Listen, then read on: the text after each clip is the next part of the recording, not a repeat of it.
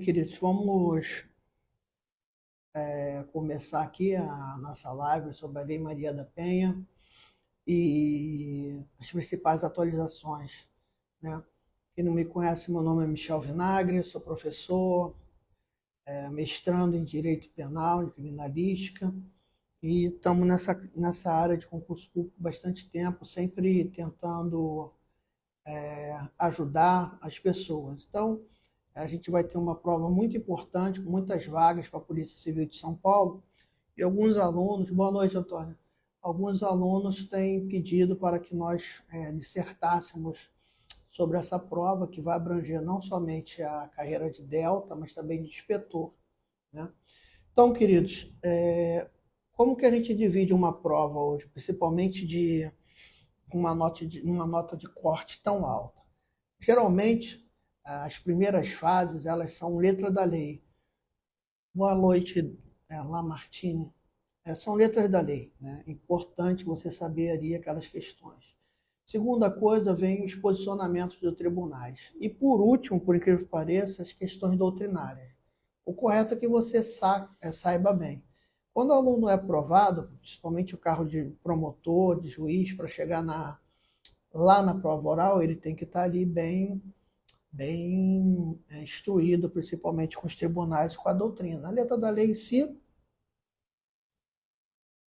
vem por osmose, né? Até porque os grandes concursos, você na prova oral, você pode fazer uma breve consulta à legislação. Então, eu queria dividir, mesmo o tema sendo atualizações da Lei Maria da Penha nos tribunais, eu queria dar uma dica importante para você, se você puder anotar aí, o seguinte, né? As letras da lei que mais caem na Lei da Maria da Penha. E vai cair, tá, para a prova de São Paulo, você pode acreditar. Às vezes você vê uma lei monstruosa, e eu estou fazendo isso nos meus cursos, em breve eu vou estar lançando o curso de legislação penal extravagante, e você pega uma lei ali com 40, você coloca em 50 incisos até, e incidências de prova são 8 a 7, né, artigos que caem. Então, na letra da lei, se você quiser anotar, o artigo 16 da Lei Maria da Penha, ele teve nos últimos 2 anos 13 incidências, né, para prova de delegado. Então, o artigo 16 teve 13 incidências, prova para Bahia, Pará. O artigo 5º, ela teve 12 incidências, caíram 12 vezes no último ano. O artigo 12 caíram 12 vezes. E aí, você vê o artigo 16, né, com 13, o 5º com 12 e o artigo 12 com 12 incidências. Aí você já começa a dar uma caída. O artigo 41, né, ele teve 8 incidências somente. O artigo 4 também 8 incidências. O artigo 12C, que é o artigo grande, né, a linha C, ele teve 3 incidências. E o artigo 10A teve 4. O artigo 24A, que é o único crime autônomo da Lei Maria da Penha, que é o descumprimento da medida protetiva, por incrível que pareça, só teve 3 incidências. Aí você vê o artigo 11, espero que você esteja anotando, com 3 incidências, artigo 7º, com 2 incidências, e o artigo 9º, com 1. Depois, todos os artigos da Lei Maria da Penha, 45, não teve nada. Então, olha como que você, às vezes, está atarefado para fazer uma revisão da prova, às vezes você, lendo a letra seca da lei, só nesses artigos aqui você tem a chance de ter muito êxito. Eu vou repetir para os alunos que quiserem notar, a Lei Maria da Penha, o artigo que mais caiu nos últimos 3 anos para delegado e policial, é o artigo 16, seguido do artigo 5 e 12, depois o artigo 41, o artigo 10A, o artigo 12C, 24A, 11 e o artigo 7.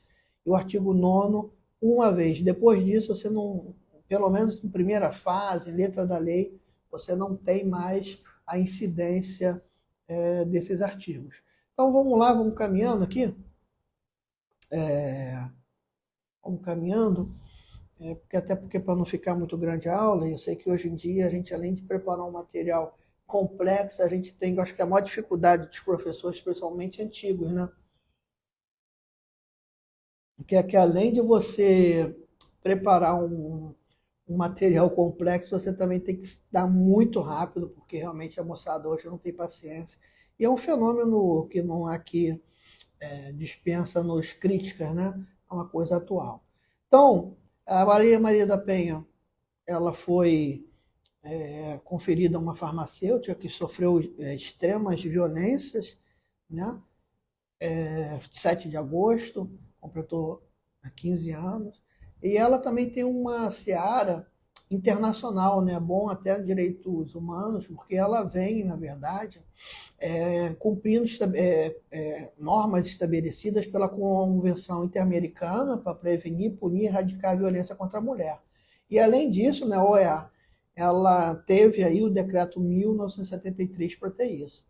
Para que ela fosse tão incisiva, a Lei Maria da Penha, ela teve que ter a linha F do inciso 2 do artigo 61 do Código Penal, né, modificada, porque foi ela que permitiu que agressores de mulher nome de violência familiar sejam presos em flagrante ou tenham a prisão preventiva decretada. Por que isso? Porque geralmente a Lei Maria da Penha, em si, as penalidades ainda são pequenas. A gente vai ver que isso hoje ainda é um entrave. E você tinha ali conflitos, né? Como você vai decretar a prisão preventiva no crime de detenção de 6 meses a 2? Então, essas alterações no Código Penal já supriram isso. Então, vamos lá. Alterações. Eu vou dividir as alterações nos tribunais, e quando eu falo tribunais, aqui é o STJ. Por quê?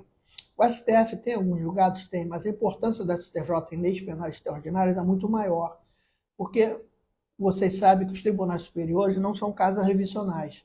Na verdade, o STJ ele enfrenta agressões ou qualquer tipo de violação à lei federal. Então, no caso, entre as leis, o Código Penal, o Código de Processo Penal e as leis penais extraordinárias, e o STF ele fica ali no âmbito constitucional.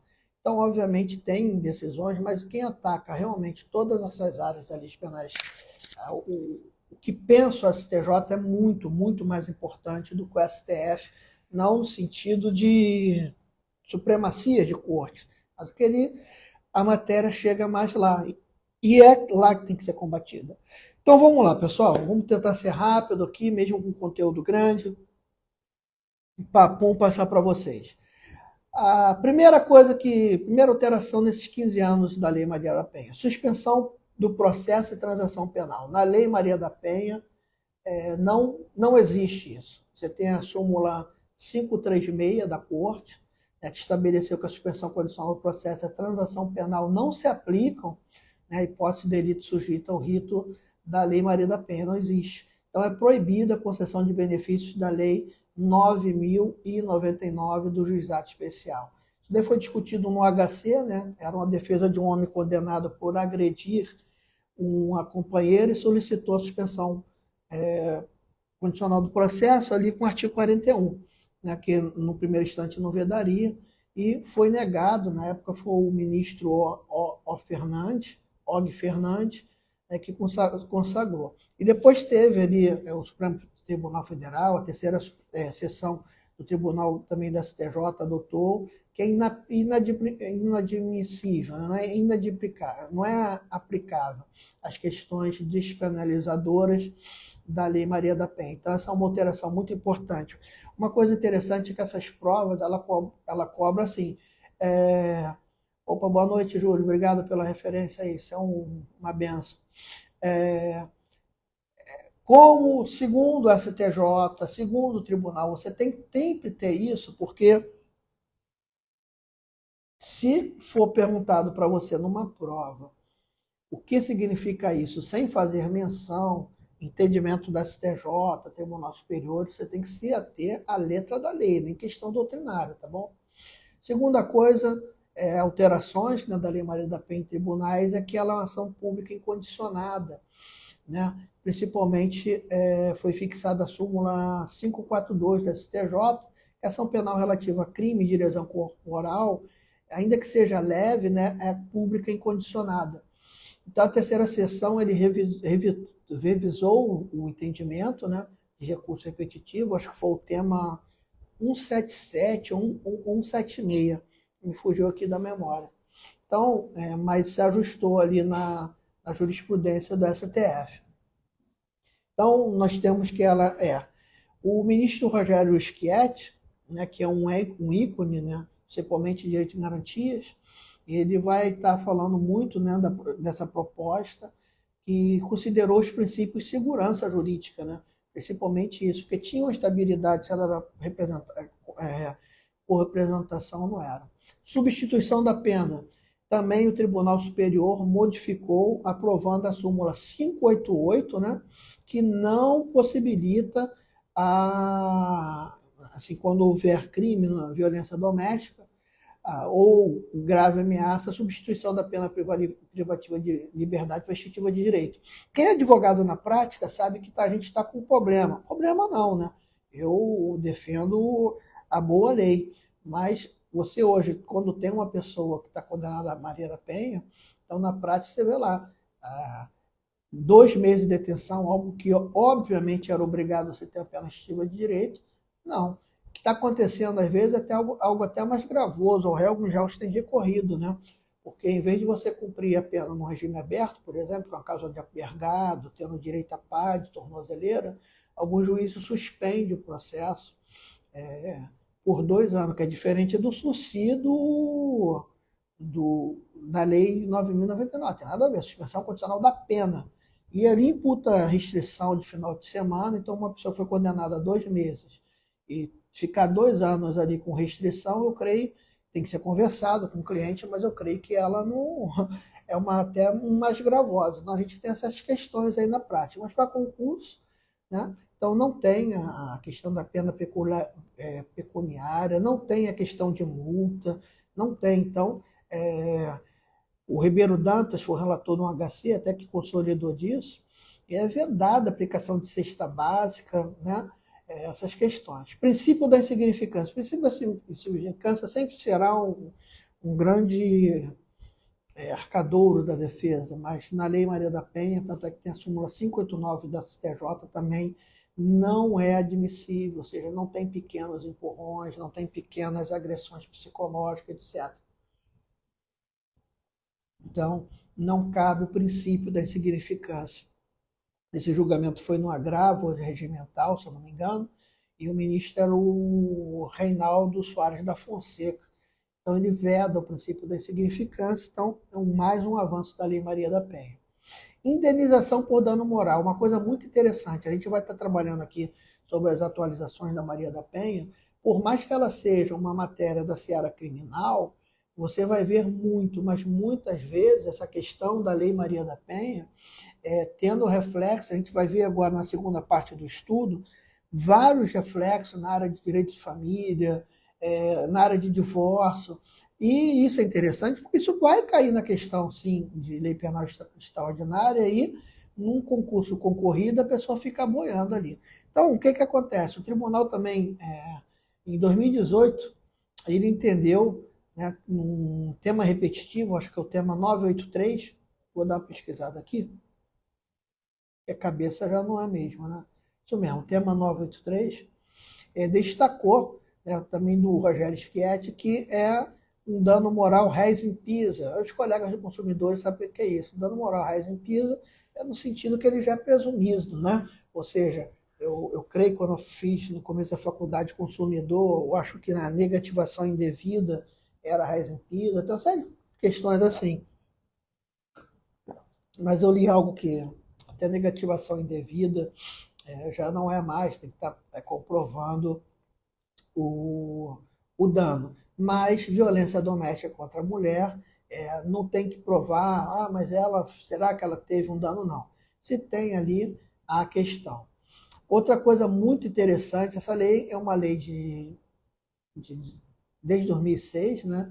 Está fazendo 17 anos, e é uma lei que enfrenta realmente, o Brasil ainda é um país muito machista, né?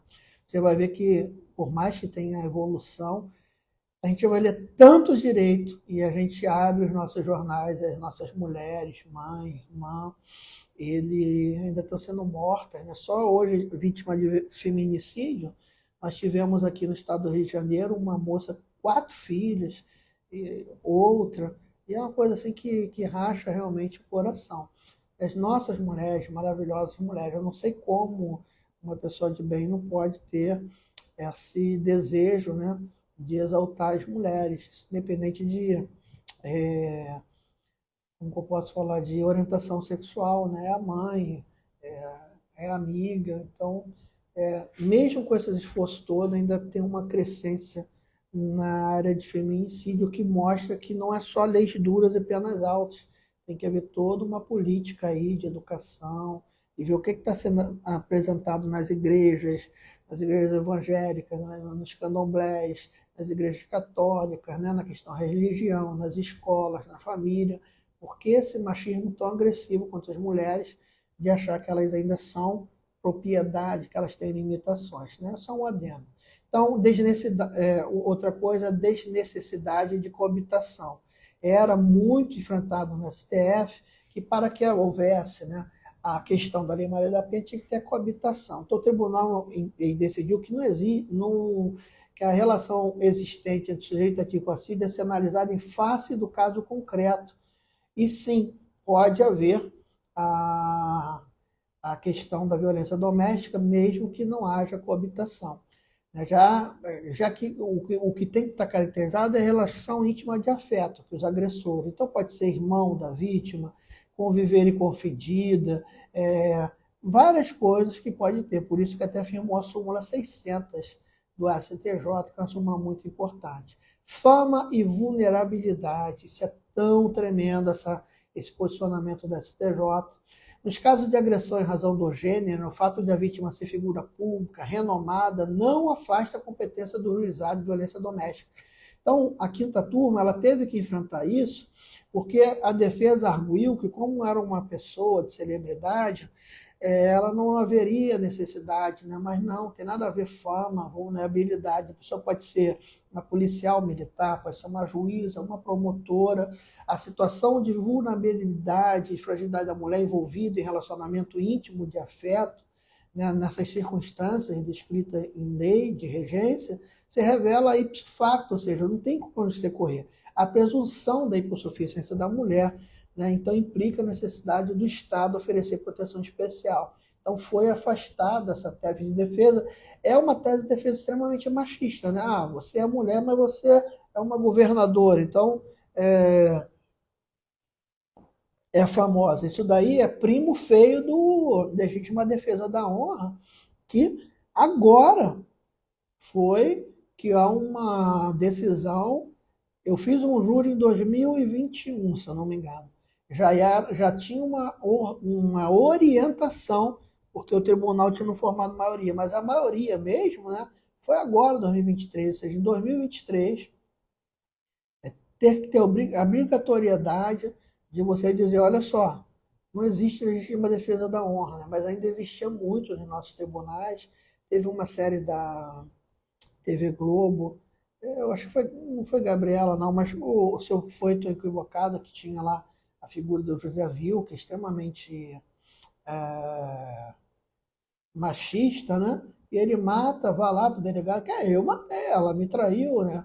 Minha propriedade. Ali você vê que isso são coisas ainda muito, muito agarradas ainda. Então, essa questão daí, graças a Deus. Execução de alimentos, né? Era uma reclamação. O STJ ele entende, né, que cabe ao juizado de violência contra a mulher julgar a execução de alimento fixado a título de medida protetiva de urgência. A gente vai ver mais ou menos isso dali. O que acontecia? Tinha muito juiz falando que tinha que ir para o juízo próprio, e às vezes o juízo fixava, e obviamente o juízo do juizado, né, o juízo do juizado, não há nenhum pleonasmo nisso, porque não vou falar o juiz ou a juíza. O juízo do juizado especial, ele tende a ser mais duro, né? Então, às vezes a pessoa quer ali discutir coisas no sentido da vara de família. Formatos maiores, de valores, assim, mas a gente está falando aqui da questão da fixação de alimentos a título de medida protetiva em favor de urgência ao filho do casal. Então, tudo que envolve ali a violência doméstica e a urgência, né, ela tem que ter isso daí. Então, foi tomada envolvendo uma mulher agredida, né, pelo marido, ela procurou uma vara especializada, pleiteando motivo, entre elas os alimentos. Então, houve deferimento. Ameaça a partir do exterior, muito interessante também, era uma lacuna na nossa lei, E o tribunal já decidiu que é o Justiça Federal. Então, ou seja, tinha alegação que não haveria, né, um juízo prevento, etc. e tal, mas ameaça, ou stalker, ou qualquer tipo de coisa que denigra a pessoa, ou redes sociais de plataformas internacionais, compete à Justiça Federal apreciar o pedido de medida protetiva de urgência, né, a partir do estrangeiro por meio de redes sociais que vive no Brasil. Então, e havia um entendimento anterior, mas já foi ratificado. Outra coisa muito interessante, olha como que ela vai. A gente já falou ela na área civil, né? Na área de dano moral, na área de alimentos, agora a gente na Justiça do Trabalho.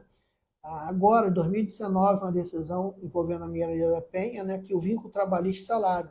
Então, a sexta turma decidiu que o afastamento do serviço por até 6 meses, quando isso for necessário para preservar a dignidade física e psicológica da mulher em situação de violência doméstica, deve ser remunerado. Ou seja, esse encargo cai para o empregador. Mas não é culpa do empregador. Mas, pessoal, a doença não é culpa de ninguém. Então, quando nós temos as questões sociológicas, nós temos que enfrentá-las. E a empresa subtém, a gente sabe que ela é geradora de serviço, que ela tem que passar, o Estado tem que olhar com ela mais carinho, mas tem situações que que a empresa tem que arcar. Agora, se você não concordar comigo, tá legal, fixa na tua prova, tá? Mas esse é o posicionamento. E se a mulher precisar ser retirada do ambiente de trabalho, vai ser o juiz ali, do juiz da vara criminal, que vai afastar, e ela tem que sim ter a proteção financeira dela, pelo menos para 6 meses. Depois, se for o caso, vai para a questão previdenciária. Não sei se a doutora Antônia está aí, ela me deu uma boa noite. Ela é nossa previdenciarista, excelente, a melhor possível, e ela pode enriquecer melhor ao debate, tá bom? Outra coisa, neto da patroa contra empregada. Esse caso foi muito covarde, foi agora em fevereiro de 2021. O neto de uma patroa estrupou a empregada doméstica. Então, obviamente, ficou ali, mas não tem uma relação ao juízo, não. Então, a turma confirmou, uma decisão até do ministro Sebastião Reis Júnior, que é excelente, e restabeleceu uma sentença que condenou, né, um homem, o atentado violento ao pudor, ou seja, foi antes o ato em si, o atentado violento ao pudor não tem mais, né? Ele foi absolvido ali a legislatura com o crime de estupro. O atentado violento ao pudor mais antigos se cingia a conduta do estupro.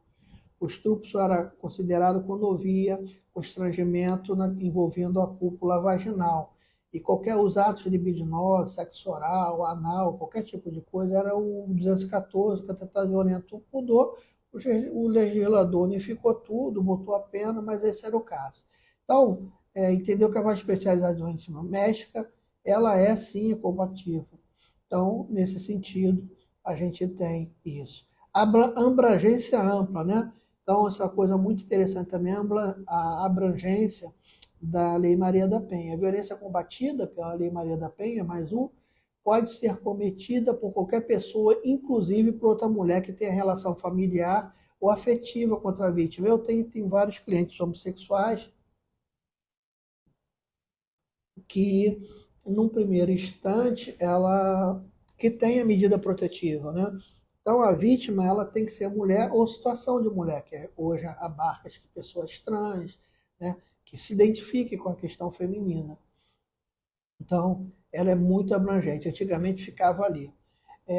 Mãe vulnerável, filhas agressoras, a Lei Maria da Penha, como eu disse, ela não é até a redundância, mas o artigo 5º, inciso 3 da Lei Maria da Penha mostra a caracterização ali da violência doméstica na relação entre filho e mãe. Isso daí até é redundante da questão que eu falei que não precisava, da questão da coabitação, né?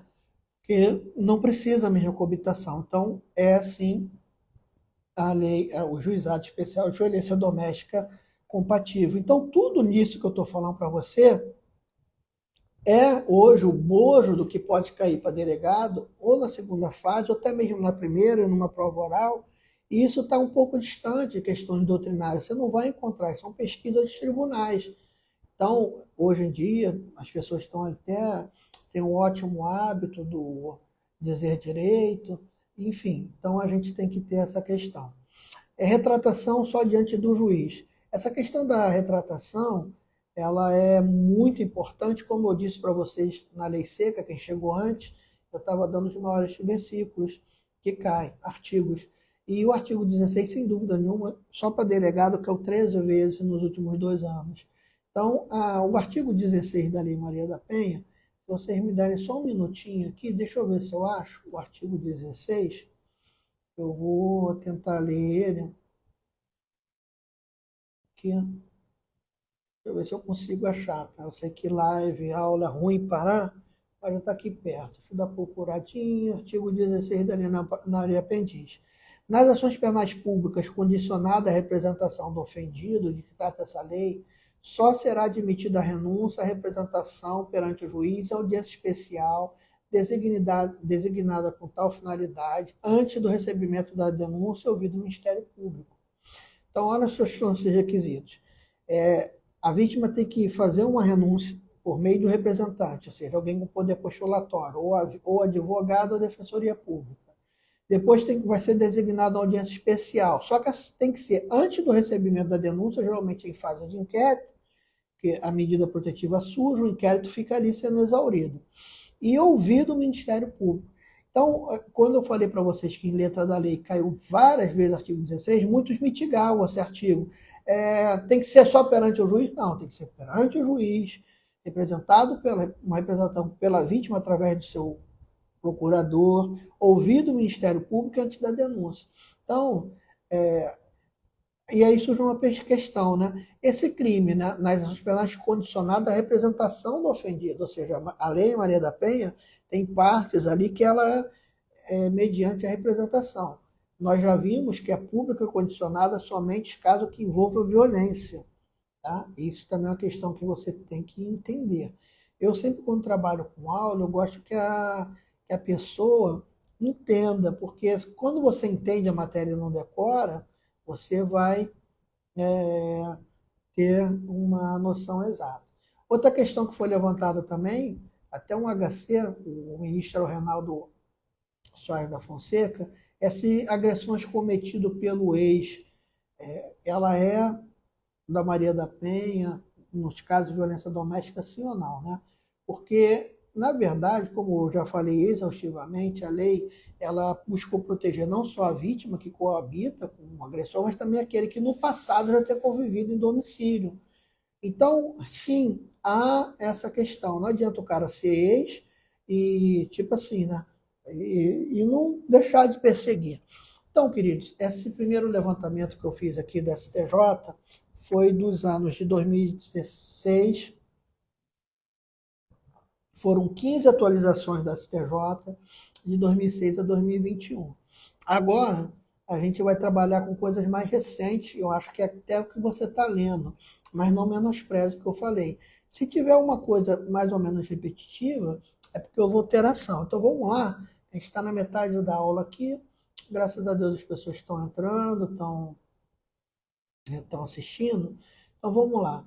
Edição 41 da Jurisprudência em Tese, Violência Doméstica Familiar. Isso está atualizado até o dia 16/12, ou seja, se não há uma atualização nova, não se perdeu nada. Então vamos lá.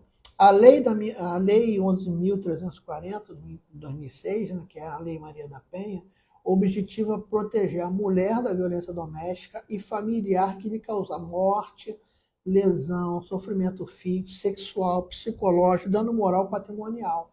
Teve até essa questão daquela jovem, né, Larissa Manoela, sobre se aquilo era ou não, questão da Lei da Maria da Penha. A grosso modo seria, mas hoje as redes sociais, ela trouxe não existe mais fronteiras físicas. Então, não me sinto bem, mesmo sendo pessoa pública, caso público, está cometendo. Mas, num primeiro instante, pode ser estudada ali alguma questão. É óbvio que tem uma série de coisas ali qual a data, quando ela era infante, obviamente que no primeiro instante eu não vejo como, mas só para você ter uma noção. O que, que a Lei da Maria da Penha ela quer proteger? É a violência física, doméstica, familiar, causa lesão, morte, sofrimento físico, sexual, psicológico, dano moral, patrimonial. Então a gente está falando muito de estelionato, né, sentimental. Esse estelionato sentimental é no sentido daquela pessoa que defrauda realmente o psicológico da pessoa, ele ferra realmente o psicológico da pessoa. Então são questões nesse sentido, tá bom, amados? Então, a Lei Maria da Penha ela abrange tudo isso. Então, hoje, você vê várias medidas protetivas com uma pessoa só com xingamento. Sua isso, sua aquilo, eu vou te pegar, eu te tirei não sei aonde, e começa aquela xingação. Por quê? Isso é violência psicológica sobre a mulher. Eu acho que a legislação tem que evoluir sobre as questões da violência psicológica, tem que ter alteração na lei, nos artigos 138, 137, 139 da calúnia, injúria e difamação, porque quem faz a advocacia prática vê que é uma má vontade do agente público julgar ali, mas chatura mas se você para uma agressão de injúria, você evita às vezes um homicídio, você evita às vezes que uma pessoa vá lá e dê um tiro na cara da pessoa. Se o cidadão tiver a noção que quando você agride aquela pessoa, e vai ter uma resposta estatal dura, você não vai fazer a justiça com a própria mão. É porque é o ódio que motiva, né? Então você vai tentar dar um prejuízo maior. Mas vamos avançar aqui. A Lei Maria da Penha atribui às uniões homoafetivas o caráter de identidade familiar, ao prever no artigo 5º que as relações pessoais mencionadas naquele dispositivo independem de orientação sexual. Então pode ficar tranquilo, que já está pacificado, as relações homoafetivas estão completamente. O que você tem que entender para pegar bem é o seguinte: a Lei Maria da Penha, a vítima tem que ser uma figura feminina. Eu não posso nem falar que é mulher, ou uma pessoa trans, ou que se identifique com identidade de gênero, tá? Porque a pegadinha pode ser nisso. Não existe a hipótese de Maria da Penha para o homem. A proteção, a punibilidade, óbvio que é. O sujeito passivo da Lei Maria da Penha é a mulher, como você disse, terceira coisa. Já o sujeito ativo pode ser um homem, pode ser qualquer coisa, né? Vínculo doméstico, familiar, convivência, com ou sem habitação, ambiente de trabalho. Então tem que entender nesse contexto. Informativo, outra questão muito interessante da Lei Maria da Penha. Vamos lá. Para configurar a violência doméstica prevista no artigo 5º, não se existe a coabitação entre autor e vítima. Eu acho que está repetitivo isso, não existe o ato da coabitação. Tinha uma tese superada sobre isso. A hipossuficiência, essa questão muito interessante. A hipossuficiência, a vulnerabilidade da mulher em contexto de violência doméstica são presumidas. Nós falamos com outras palavras, porque existia uma decisão da Corte Especial no sentido que teria que presumir essa vulnerabilidade, não. É pacificado hoje que no contexto familiar presume-se a vulnerabilidade da mulher, então torna desnecessária a demonstração de subjugação para aplicação da Lei Maria da Penha. Outra coisa, a vulnerabilidade, hipossuficiente ou facilidade da mulher tem-se como presumida nas circunstâncias descritas. Mais um entendimento do tribunal, mais um entendimento do STJ. Você não vai achar esse livro em doutrina, tá? A agressão do namorado contra a namorada, mesmo cessado o relacionamento, mas que ocorre em decorrência dele, está ali inserida no artigo 5º, inciso 3, caracterizando as hipóteses de violência doméstica. Vamos fazer o seguinte, vamos dar uma lida no artigo 5º, porque o artigo 5º está inserido até naqueles artigos, né, que tem incidência. Eu só peço a você um pouquinho de paciência, tentar ler aqui o artigo 5º da Lei Maria da Penha. Deixa eu só ver um negócio aqui. É o artigo 5º. Então vamos lá. Artigo 5º. Por favor, tenha um pouquinho de paciência, que a gente sabe que hoje em dia os mundos virtuais não têm. Então vamos lá, disposições gerais. Para os efeitos dessa lei, configura-se violência doméstica, familiar contra a mulher, qualquer ação, missão baseada no gênero que cause morte, lesão, sofrimento físico, sexual, psicológico, dano moral, patrimonial. Aí vamos aos seus incisos. Eu estou lendo isso aqui que a gente vai se antecipar com algumas coisas interessantes. No âmbito da unidade doméstica, compreendida como espaço de convívio permanente de pessoas com ou sem vínculo familiar, inclusive as esporadicamente agredidas. Então, aquelas casas doidas que mora primo, colega, todo mundo junto, mas ninguém é nada ali, sei lá, rachou a casa. Sim, se tem ali o convívio permanente de pessoas, com ou sem vínculo, ela é abrangida. 2. No âmbito da família, compreendido como comunidade formada por indivíduos que são ou não ou se considera aparentados, unidos por lado natural, afinidade ou vontade expressa. Então, olha como que ela é abrangente. Em qualquer relação íntima de afeto, no qual o agressor convive ou tem convívio com o ofendido, independente de coabitação. As relações pessoais enunciadas nesse artigo independem de orientação sexual. O artigo 6, só porque está pequenininho, está anulado, a violência doméstica familiar contra a mulher constitui uma das formas de violação dos direitos humanos. Se era uma das causas de violações dos direitos humanos, o legislador está falando que era cláusula pétrea e não pode ter sequer lei tendente a abolir ou suprimir. E uma pegadinha de cláusula pétrea, no meu caso, é que muitas das vezes o concurso já está ficando até chato, que ele na área de constitucional ele pergunta se lei pode alterar cláusula pétrea. E pode, né? Lei, projeto de lei, desde que seja para aumentá-las. Você pode ter cláusula pétrea que seja aumentada a sua proteção. Artigo 60, parágrafo 4 da Constituição, diz que não pode ter nada que seja para abolir ou intentar. Para aumentar não diz nada. Então é só uma pegadinha aí.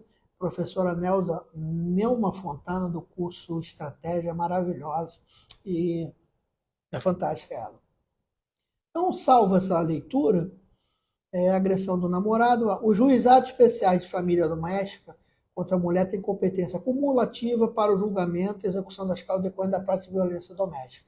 Então, os juizados especiais, ele que é responsável para o julgamento e execução. Não há necessidade de se mandar nada para a VEP, título executivo, nada para a vara de nada. É ele que tem competência exclusiva. Tá? No seu caso, se você for paulista, é VEC, né? Não é possível a aplicação dos princípios da insignificância e da bagatela imprópria nos delitos praticados. Né? Não tem como exaurir isso. A ação penal relativa ao crime de lesão corporal, violência de lesão corporal, é pública e incondicionada. Então, pega bem esse macete. Querido aluno, o artigo 16 diz que uma vez a vítima fazendo retratação por meio de seu representante, com uma audiência especial, o juiz, antes do recebimento da denúncia e ouvido o Ministério Público, pode sim decretar. Agora, por quê? Porque os demais crimes da Lei Maria da Penha é pública condicionada à representação. A medida protetiva, for lá, me xingou, falou que ia entrar em casa. Se você não representar dentro de 6 meses, o prazo decadencial acontece. Agora, se tiver lesão corporal ainda que seja leve, não tem o artigo 16 e é pública e condicionada. Tá? Outra modificação dos tribunais é cabível a decretação de prisão preventiva para garantir a execução de medida de urgência, caso que envolver violência doméstica familiar. Essa decretação preventiva não tem nada a ver com a tese anterior de lesão corporal. Qualquer medida protetiva exarada pelo juízo, e se ela não for cumprida, afastamento, contato telefônico, WhatsApp, decreta-se a prisão preventiva, o caso concreto, e ainda responde por crime autônomo no artigo 24A dá uma arriscada no teu Vale do Mel. 24A é o único crime da Lei Maria da Penha. Porque todos os outros crimes, obviamente, vão vir suas penalidades do Código Penal, vai falando, pena tal, mas crime próprio da Lei Maria da Penha, né, ameaça, todas as coisas. Se chegar ao homicídio, vai ser no conflito de competência, com a questão condicional, o júri vai sobressair sobre o juizado, só por isso, senão seria no juizado mesmo. E ali ele vai como feminicídio. E esse feminicídio carrega toda a peja dos institutos disponibilizadores da Lei Maria da Penha. Mais uma atualização: nos crimes praticados no âmbito de violência doméstica familiar, a palavra da vítima, olha, esse é interessante. A palavra da vítima tem especial relevância para fundamentar o recebimento da denúncia ou condenação, pois são cometidos. Nos crimes sexuais já há orientação que quando há um embate entre a palavra da vítima e o do agressor, prevalece a da vítima, mais contextualizada, tem distingues. O próprio STJ absolveu um réu porque tinha a palavra da vítima, mas não tinha um contexto que reforçasse isso. Então a Lei Maria da Penha é uma queixa dos homens, mas, poxa, a mulher fala isso, acabou. São crimes cometidos invisíveis. Quando eu faço aqui a anamnésia no escritório, geralmente, o que houve? Eu estava no quarto com ela, começou a me gritar, começou a de convite. Se você olhasse pelo questão da prova, você não teria condenação nenhuma, não é isso? Então, os crimes praticados então, ele é tanto para recebimento da denúncia, quanto para condenação. A palavra da vítima é muito importante. Acontece isso no caso da palavra da vítima sobressair no caso de roubo, tá? A posição de tribunal, nos crimes sexuais, mas também na Lei Maria da Penha. A suspensão condicional do processo de transação penal não se aplica, súmula 536 da STJ, já falei. A prática de crime ou contravenção penal contra a mulher com violência ou grave ameaça no âmbito doméstico impossibilita a substituição da pena coercitiva de direito, artigo 44 do Código Penal não tem, e a gente tem a súmula 588, já falei também. O habeas corpus não constitui meio idôneo, essa daqui é muito interessante, para a revogação das medidas protetivas do artigo 22, que não implica constrangimento do direito de vir do paciente. Olha só, essa daqui você tem que ter um adendo.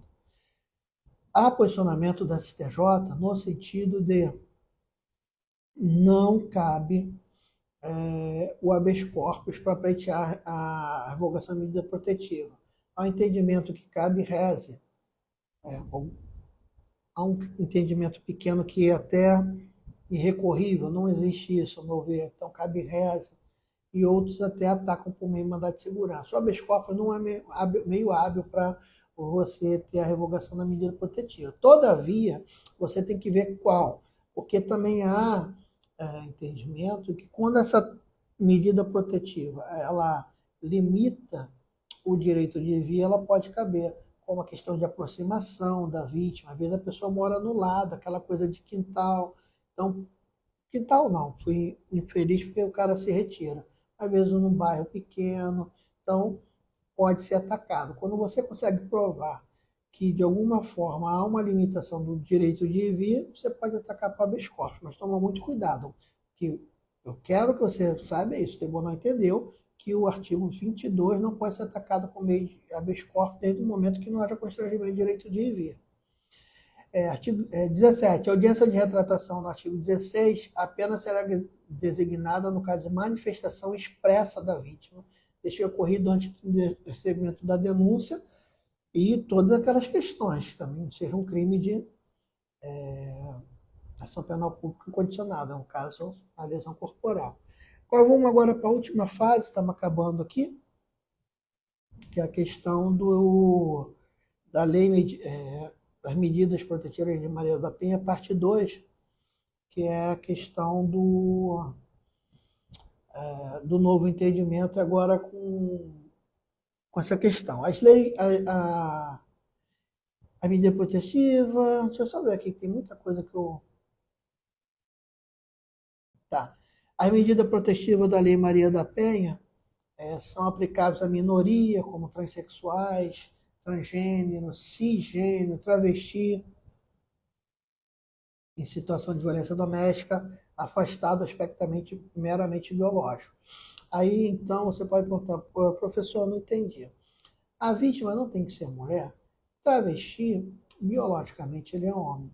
Mas, como eu falei antes, o que a questão é o seguinte, a vítima sempre é a mulher, não existe hipótese nenhuma de ser homem. Só que há uma abrangência maior, um reconhecimento, né, das minorias. Então, todas as pessoas que, ainda que não sejam mulheres biologicamente, mas tenham essa identificação que já é reconhecida constitucionalmente por meio de lei, tanto é que a pessoa pode optar por nome social, etc. e tal, como transexuais, transgênero, cisgênero, travesti, eles vão estar, sim, abarcados pela Lei Maria da Penha. Eu acho que uma grande questão, você vê, não se atenha à questão meramente biológica, tá? Agora, uma questão, né? O homossexual por si só, se caísse na sua prova, ele poderia ser tutelado pela Lei Maria da Penha? Eu creio que não, porque tem que haver uma identificação de identidade com mulher. E não creio que isso é no homossexual. O homossexual ele tem a opção dele, a opção masculina, de ter ali a sua homossexualidade, mas ele não tem uma identidade mulher. Ele brinca como homem, joga bola. Mas essas outras minorias, não. Elas têm esse direito constitucionais. Então, se atenha a isso, é muito importante. Você tem que saber falar, você tem que saber, e pelo amor de Deus, longe de mim aventar isso, mas fuja dessas questões politizadas. Você é técnico, você está passando para delegado, você tem uma visão mais machista, né? Tenta evoluir como ser humano e tenha-se realmente a ver que é um direito, sim, das minorias. Você pode não concordar no âmbito privado, mas para a prova você tem que se ater a isso. A medida protetiva imposta pela prática de violência doméstica familiar contra a mulher possui natureza satisfativa, um motivo pelo qual pode ser pleiteado de forma autônoma, independente da existência de outras ações judiciais. Ou seja, se eu quero a satisfação do feito, eu posso ter outras medidas judiciais, de dano moral, etc. Mas a minha questão satisfativa de ter a minha, a minha garantia protegida, isso independe, a Lei Maria da Penha me protege. Então, o que é interessante? O artigo 308 do Código do Processo Civil, os amigos que são civilistas vão saber, né? Ele exige que o ajuizamento da ação principal no prazo de 30 dias, né, a medida de protetiva de alimentos, deferida com fundamento. Só que, nesse caso, na Lei Maria da Penha, não há necessidade. Então, se é uma medida satisfativa, pode ser pleiteada de forma autônoma, ou seja, eu posso ter a medida protetiva e processar a pessoa lá na caixa prego. Contrário senso, agora, esse é o primeiro ponto. Outra atualização é que tem o artigo 308 do Código Constitucional que exige o ajuizamento da ação principal. Não há necessidade. Não há necessidade quando for fundamento para natureza satisfativa não cautelar. Então, o que diz o artigo 308 do Código de Processo Civil? Me corrija se eu estiver errado. Efetivada a tutela cautelar, o pedido principal deverá ser formulado pelo autor no prazo de 30 dias, tá? Caso em que será apresentado os mesmos autos, reduzido o pedido cautelar. Não tem necessidade disso na Lei Maria da Penha, tá bom? Não tem. A medida protetiva de alimentos, eu falei para vocês que a Lei Maria da Penha, ela pega muito por causa disso, ela faz um leque. Nós falamos dela com abrangência na área de direito de trabalho, na área de direito civil, na área de direito de família, na área de alimentos, é a direito de família, mas você vê a área de alimentos e na área de divórcio. Então, ela tem realmente uma vulnerabilidade muito grande. A medida protetiva de alimentos, deferida com fundamentação na lei, subsiste quando perdurar a situação de vulnerabilidade desencadeada pela prática de violência doméstica, não apenas a situação da violência. Uma vez, você tendo a medida protetiva enquanto durar a vulnerabilidade desencadeada por essa violência, a situação da questão de alimento vai perdurar, tá bom? Outra coisa envolvendo esse tema, o juizado de violência doméstica e familiar contra a mulher competente para executar os alimentos fixados como medida protetiva de urgência. Então, não precisa ir para a vara de família. Percebam bem, essa medida protetiva que originou, eu vou voltar, é melhor a gente ser exaustivo. Existem dois tipos de alimentos. O alimento deferido com fundamento na lei, ele é emergencial. É o caso da pessoa ali ou para filho, não tem como, é emergencial. E vai ser emergencial até se tornar a situação de vulnerabilidade, quer seja para a própria vítima ou quer seja para os seus filhos. Nesse caso, quem vai executar realmente todo o valor ali atribuído é o próprio juiz. Agora, geralmente, o que as pessoas fazem na prática? Aí tem a medida protetiva, vai lá na vara de família, porque ali vai discutir valores, ali a juíza vai dar uma pancada, não tem como ali você falar, a senhora deu R$ 500, meu marido ganha 10 mil, ele não vai ficar discutindo muito isso.